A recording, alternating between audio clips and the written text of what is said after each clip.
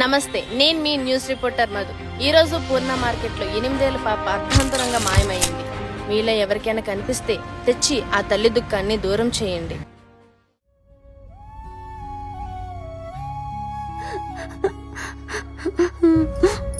ఏమైందమ్మా, ఎందుకు ఏడుస్తున్నావు?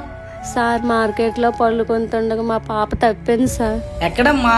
ఎక్కడే పూర్ణ మార్కెట్లో. అవునా? అసలే అక్కడ దొంగలు ఎక్కువమ్మా. అయినా నీకు పళ్ళుకాల మీద ఉన్న శ్రద్ధ పాప మీద లేదా? సరే ఏడవకు, 2 రోజులు వెతికి పెడతాంలే.